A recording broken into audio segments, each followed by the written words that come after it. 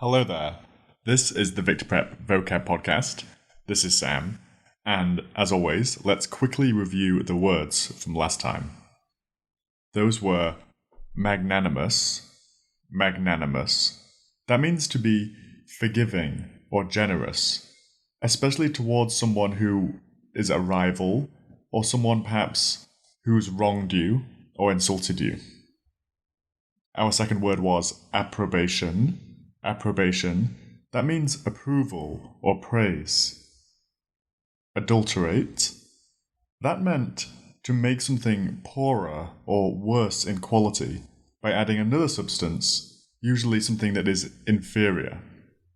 And our final word from last time was discrepancy.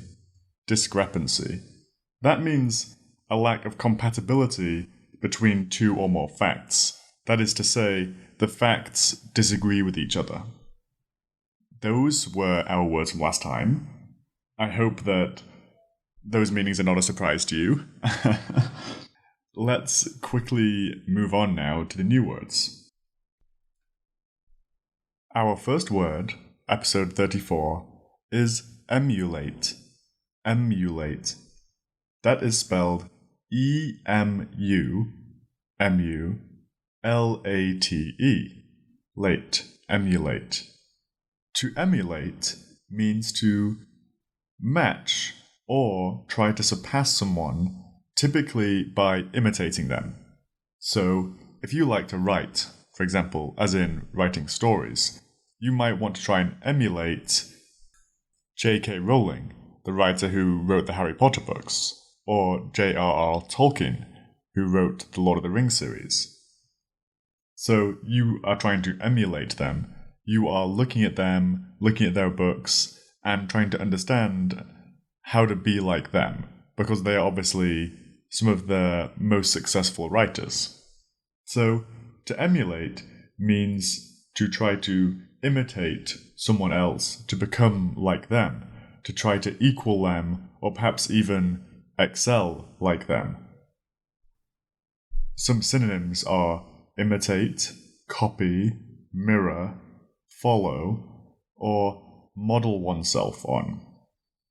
So if you think about something you want to get better at in life, whether it's something to do with your job or the subject you study at school, think of someone who is really, really good at that thing. Who is your hero? Who is your idol? And then think about how you might try to emulate them, whether it's through studying more or working in a different way, because you are modeling yourself on your hero or heroine, as it were. Our second word is polemic. That is spelled P-O-L-E, M-I-C, mic. Actually, I should rather say it is spelled P-O-L, pol, E-M-I-C, emic, polemic. Now, polemic, it's a noun, and it is a strong verbal or written attack on someone or something. So, imagine you have some sort of strong political belief.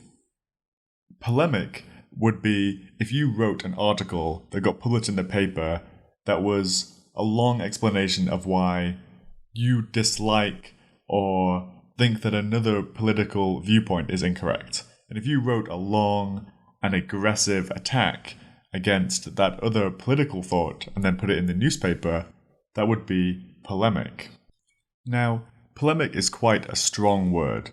It doesn't mean a gentle article with a mild argument against something. It means a strong attack. If you write a polemic, you are definitely against something. You are attacking an idea or attacking a person. It's definitely not mild, it's strong. It's forceful, there may be a bit of aggression there or strong emotion. Some synonyms are diatribe, invective, rant, tirade, broadside, attack, criticism. You can understand that this is a strong word when you look at the origin. It actually comes from Greek. The word is polemos, meaning war. So the root of this word means war. So, yes, it's definitely a strong word. Our third word is furtive. Furtive. It is spelled F-U-R, fur, T-I-V-E, tive, furtive.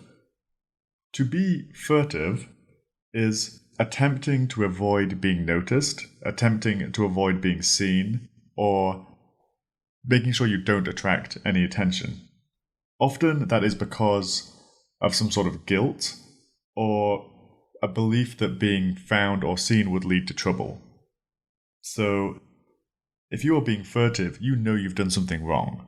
For example, let's say my parents are out and I accidentally break my mother's prized vase or vase. I break it and then I glue it back together in a bad way, and I'm worried about being found out. So when my parents get home, I'm going to be furtive. I'm going to be attempting to avoid being noticed or attracting any attention, because I don't want to be in trouble about breaking the vase. Another example. Let's say you went to a school where you wear a school uniform, so it's obvious you're a school child.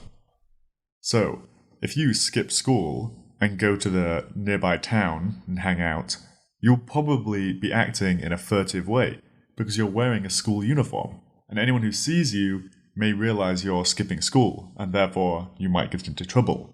So you will be furtive, you will be secretive, you will be trying to avoid attention.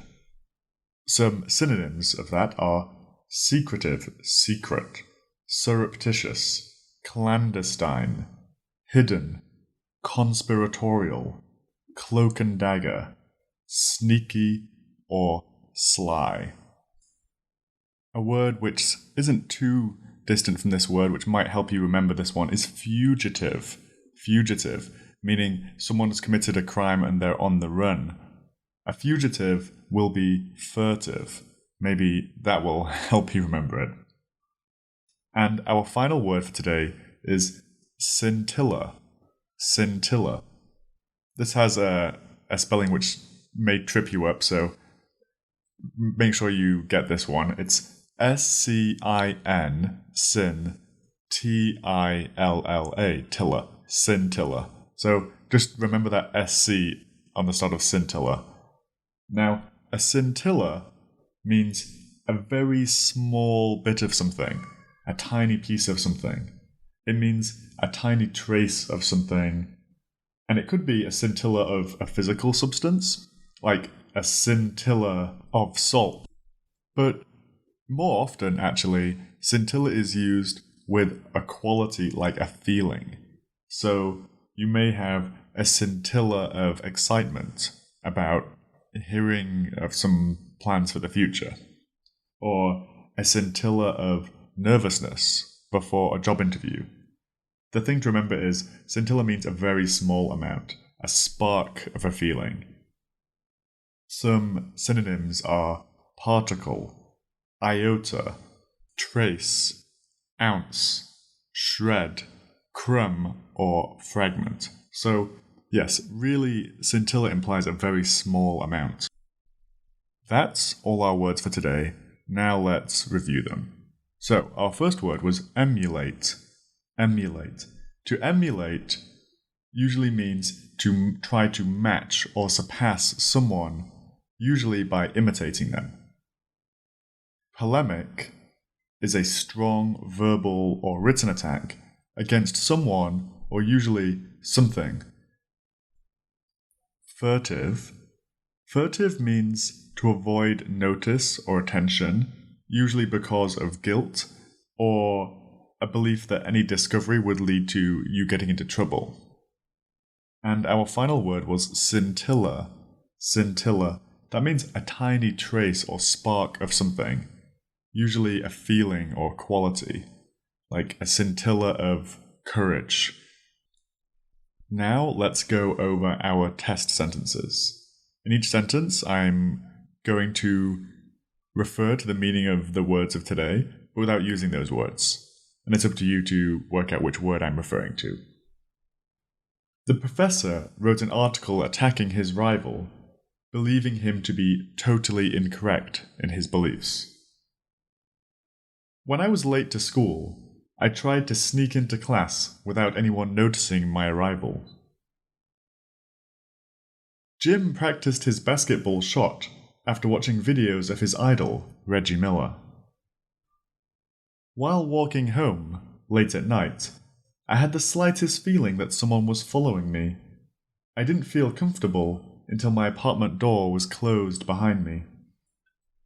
So guys, those were our words for today. Emulate, polemic, furtive, and scintilla. Now, I'm not going to nag you or try to press you too much, but again, please try and use the words, make up some examples, make them funny, make them unusual. That will help you. And in the end, I'm only telling you these things because I want you to be more successful at learning the words. That's it. No. If you don't want to, you don't have to. But of course, I assume if you're listening to the podcast, it's because you want to improve your vocabulary. You want to improve your English skills. And that will only happen if you use the words, you do some example sentences, you really try and make the words part of your life, rather than seeing them as just things you have to learn for a test. Anyway, please get in touch with me and let me know how you're finding the podcast, if you have any recommendations, or if there's any way I can provide more value to you guys. My email address is sam.fold@gmail.com. Feel free to email me, I will get back to you. I hope you have a super nice rest of your weekend. Or, if you're in Australia, you've started a new week already. And in that case, I hope your new week of work or school or whatever it is you do is going well. Thank you so much. Bye-bye.